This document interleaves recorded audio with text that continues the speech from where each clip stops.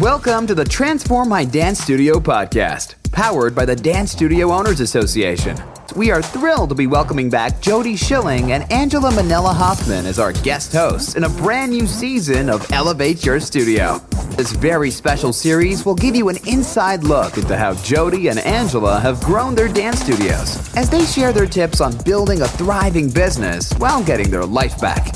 Jody and Angela are the owners of Releve Studios in California and More Than Dance in Minnesota. Now, let's get on with the show. Elevate Your Studio with Jody and Angela. Welcome to the third season of Elevate Your Studio with Angela and Jody. We are finding the joy in studio ownership. Jody, we're back. We're back and we have an excellent conversation to share with you today. Yes. In light of recent events. And thank you first, though, to Clint and the DSOA team for having us back. We're really excited for season 3. Yeah, they've heard you. Thank you for telling them that you would. Did we make you smile? Yeah, we love that. So today we're going to talk about when is the right time to upgrade your space or completely relocate. And it's a big decision, and there's a lot. It's a huge decision. Yes, and we're talking about it. We're talking about it now because recently I decided not to add on to my space, but Jody decided to get a whole brand new studio. So we're kind of talking about what made both decisions happen. And her studio is gorgeous. Gorgeous. Thank you. But you have a gorgeous studio too. Well, thank you. So I think when you're faced with like a big decision like this, you have to weigh your current circumstances. And we both weighed our circumstances and came up with completely different directions and where we were going to go. Let's start with you, Angela. So sure. You had this opportunity to expand the space next to your current studio and expand and add a whole bunch of space to your existing studio. Let's talk about why you decided against it. Yeah. So when I originally started in this space, we had just one studio space and we've added on twice already to it. The space right next door became available and it had been open for about 4 or 5 years. And we really wanted it because we needed it. We needed to expand because we need more room here. And frankly, the way things are laid out is just not great. But I'm renting. So that's another issue is how much do I want to put into a place that I'm renting rather than save to get my own space at some point. And, it's tough. Like you said, Jody, it's tough to weigh those decisions. So I did a lot of thinking, a lot of praying about it. And I realized for me, I wanted to be around my family a little bit more.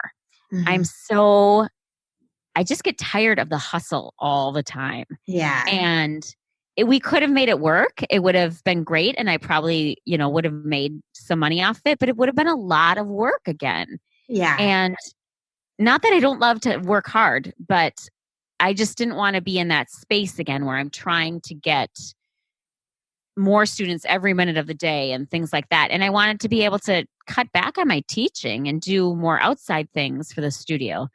And knowing that we would add on another space would probably cause me to have to teach a lot more again. Right. So that's what ultimately made me decide. And when the time is right for me, it'll be right. But right now, I just kind of want to keep up with my son before he leaves for college and all of those things. So yeah, and it doesn't mean that you won't relocate or build your dream studio. I mean, I know that you already have your eye on a lot.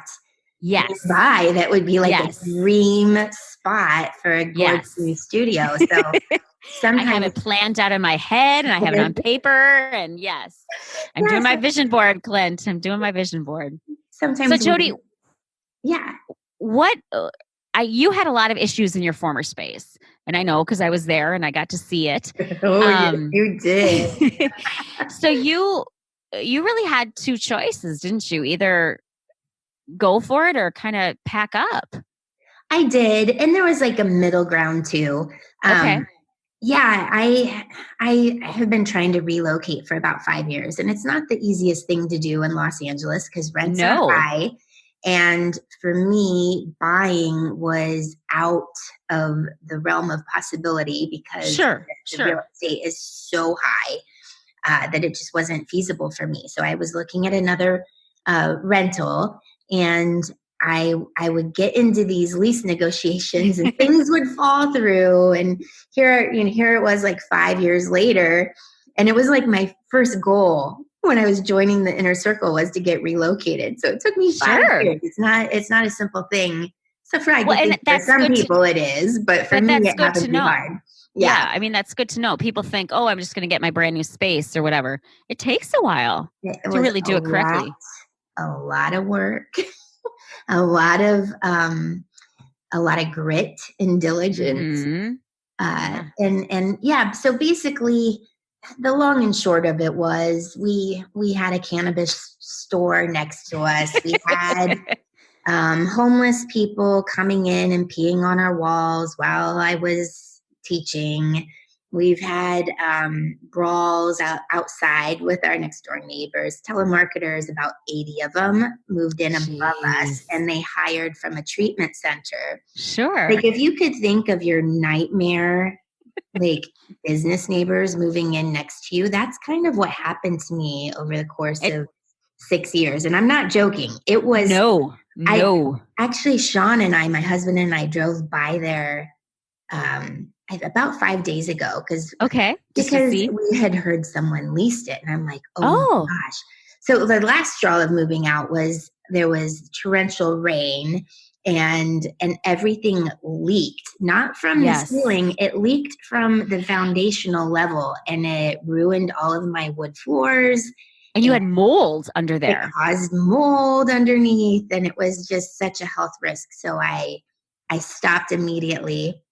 We were on a month to month because I knew I wanted to get out. I had been on a Sure. month lease for like 6 years. Uh, so yeah, I had to find interim space for about 6 months while I got my acting. Like, I was in the middle of a lease negotiation, and I wasn't sure if it was going to go through. So during those 6 months, I was, trying to figure out, what am I going to do if I completely lose my space? This was about during domination time, where Right. I was without space at all. I hadn't even found an interim space. But But you it were was like crucial. I had to get Yeah. out. And if I couldn't find a space, then I needed to shut my physical studio. Now, the good thing about my business is half of it we run in the schools during the school Yes. day. So fantastic. I could have just expanded that and just ran with that, and only done that part of my studio.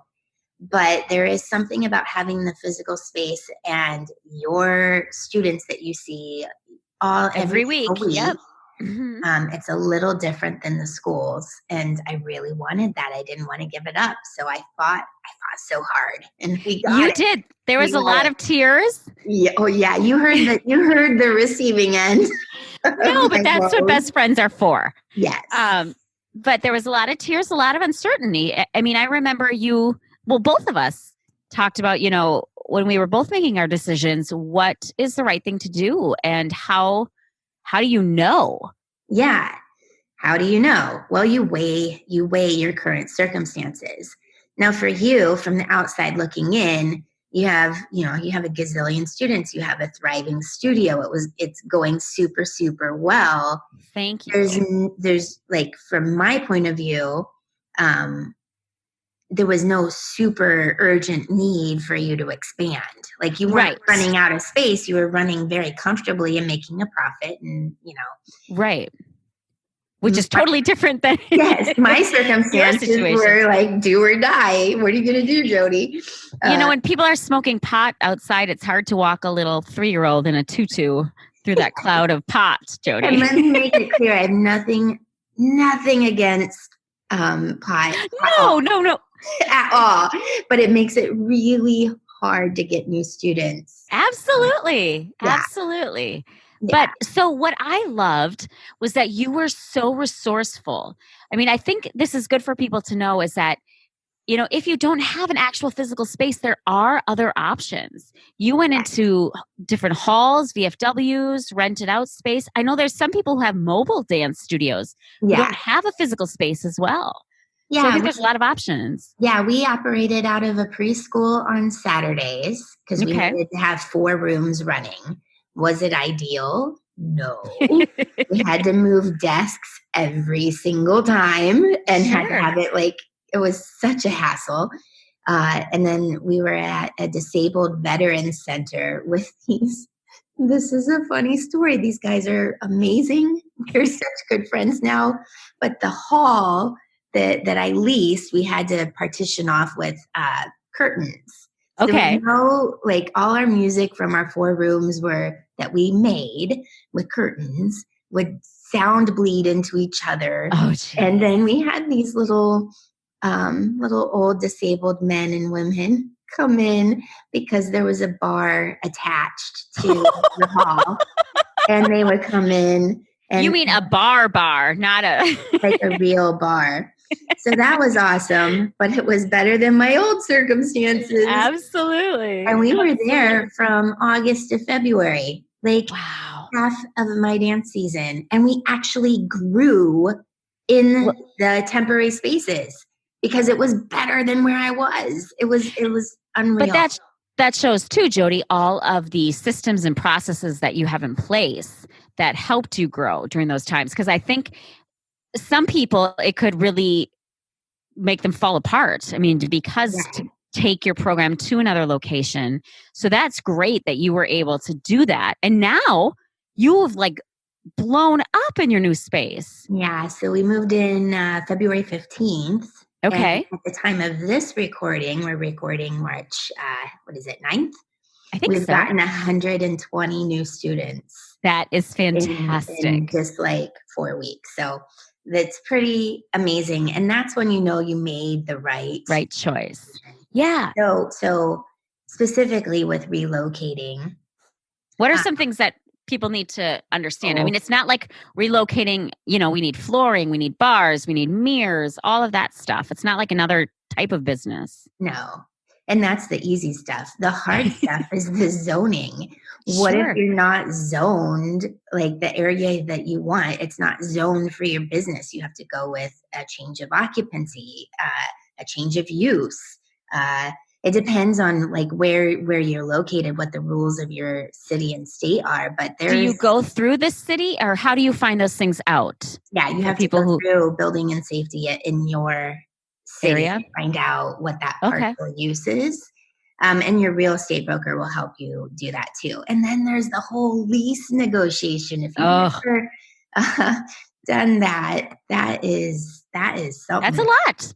Yeah. So I highly recommend having a lawyer who understand and read, because the fine lines are really important. It's not. Yeah. I wouldn't do any of it without an attorney. Yeah. You want to read all that boilerplate stuff, because there's some hidden gems that you don't want.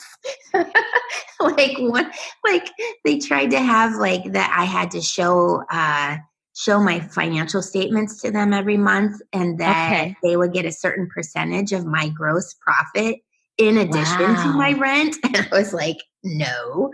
Yeah.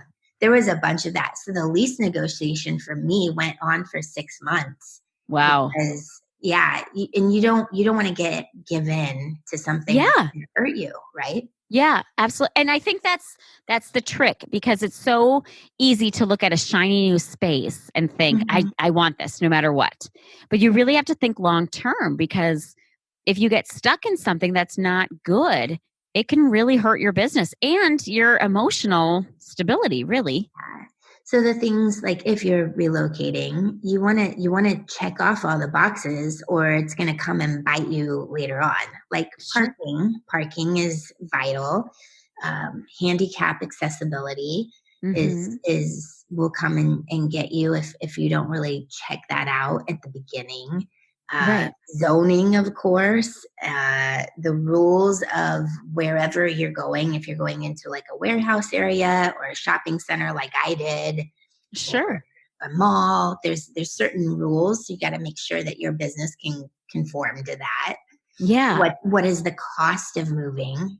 Right. Can you get a loan that will cover that cost? Because it always is more than you really think it is. It is. There's always something that comes. Every time I've talked to somebody that's done it, there's always something. So don't think that there won't be some surprises along the way. I would say add another 25% to whatever number you came up with that it will cost you to move. Add another 25% on. And then this timeline, I swore that 4 months would have been plenty of time to build out a studio. But apparently not, because we're still doing a little construction in the back area. Okay. So I'm going on my 7th month of build out. But nothing it's nothing that is like it's like the closets and stuff like that. It's nothing that will interfere with teaching dance or that didn't pass city inspection. It's like those things that had to wait. So what would you say, and I'll answer this too, what are 3 questions that you should ask yourself when you're making this decision of whether or not to do it? First question is, will my ding my notification on my computer? First question would be, will this change positively impact my business 6 months from now? Great. The second question is, can I get the resources to make this happen? Whether that's borrowing from a family member or getting a loan from SBA. Or winning the lottery. Winning the lottery. And what are the terms of that loan, and can I get it paid down? That's the second one. And then the third one is, what is my ideal? What do I really want? And then get really clear on that vision of like what it's going to look like and what it's going to smell like and feel like, and all of the things that you ever desired. Put it on that list. And then if you have to take a few off later, you're still ending up with the majority of what you wanted. Sure. Those are great. Those are great. How about you? You know, I'm looking at it from a little bit of a different angle. I would ask myself first, what style of life do you want to have? Are you going to want to really push to continue, working really hard? Or are you ready to kind of take a step back and allow all the things you've built to keep running like clockwork? I think that's an important question to ask yourself. What is your quality of life going to be, and what do you want? I think the second thing is thinking about, the next 10 to 5 years. Am I going to stay in the same place? If I am going to move, do I have some money saved? How do I get that prepared? So getting prepared for it. And then I think the third really for me is that I just prayed a lot. And to me, that's, that's where I get my strength and my answers from, is, knowing if I'm on the right path. So I guess I'm looking more internal than, technical or whatever. But yeah, so for me, those would be the 3. I love those 3. The second one struck a chord. Like, where do I personally want to be physically and emotionally, and like 5-10 years from now? Because I didn't realize when I signed my lease, it was a 20-year lease. Like, that's taking me to retirement. So all of a sudden I had to be like, is this what I'm doing with the rest of my life? Like, that's a really good point, Jody. Is this the thing? Yeah. Or is there other things that like I really want to do? Or can I get this going far enough that maybe someone will want to buy it from me if, like in 10 years or, whatever. Like, you have to really think futuristically. Yes. When you go through a big thing like that, it's not a willy-nilly decision. Right. In 20 years, I mean, your girls will be grown up and, I'm going to be in college. And oh my gosh. It's so weird to think about. And do I still want to be in the studio 20 years from now? Yeah. Well, and you don't have to be necessarily. Exactly. I mean, right.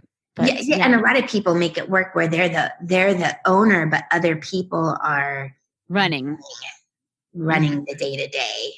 Yeah. So I think if you are thinking about what to do, it would be nice to have you kind of contact us and let us know, if you have questions for either of us. Either way, just some ideas and some touch points and things like that. What do you think, Jody? Yeah. I'm happy to help if anybody. Yes, for sure. And I spoke to some people like at Domination last summer, and I've had a few contact me recently because they knew that I was going through this for a while. And I'm always happy to give advice, especially with the lease stuff. I've learned so much about real estate leases. So another question for you. What when made you realize that you made the right choice? Was there a moment? It was, this is funny because I've had this conversation with my architect. Yeah. Well, that's a whole nother little thing that I want to talk about. I don't know what to talk about first. I'll talk about the architect first. Okay. You can do something like this alone, which I did the first time. And up until 6 years ago, my studio, I really loved it. It was gorgeous. Sean and I did it all ourselves, and we saved a bunch of money, and it was great. This one, I got the help of an architect to help me design and rebrand, and I am so glad that I did, because it's like she turned my soul inside out and put it in the studio for That's everyone. Amazing. It's so weird to walk in and feel like it is like so you. Yeah. And it wasn't even exactly what I had envisioned. It's what she interpreted. Sure. But I had gone to her. I had said a few weeks ago, I'm like, when is it going to feel real? Yeah. When is it going to feel like mine?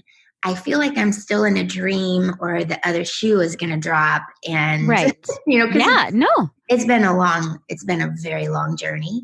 And she's like, it's going to be that time after your grand opening where you and Sean, you order a pizza, you lay out a blanket, you're sitting on the studio floor and you're eating that piece of pizza and you're like, we did this. That's awesome. So I don't know if I'm there yet where I feel like the studio is like actually real and it's actually mine. But I will say that the grand reopening and the ribbon cutting and the hundreds of people that came that day, that felt pretty real. Like that's awesome. That was like such a celebration, because everyone of my old students, they had gone through the journey. Right. It was their journey too, really. Well, yeah, they had to choose. And are we going to stick with Releve and go through this and dance in a preschool and a escape room veteran center? Just goes to show how awesome you are. No, I mean, I'm so grateful for those people who stuck with me, but I feel like they have ownership in it too, because they've been part of the process. They were part of the rebranding. I asked their advice on things. That's great. So it was pretty cool. That's great. That's great. I'm so happy for you. So insanely happy. Thank you. I hope that this was informative. If you have any other questions for us, shoot us a instant message or contact us in the DSOA. I'm loving talking about this right now, and I know Angela does too. And and thank you for listening. Yeah, and I think that one of the things I love about our podcast, Jody, is that we're really real. Like, we don't have all the answers all the time, and we go through these struggles. So please reach out to us. We're happy to help you, and we love to hear from you. Thank you for joining us for this special podcast. To access our virtual dance studio training resources and receive continued support in the Dance Studio Owners Association, join our coaches and community at dsoa.com/join or email us at hello@dsoa.com.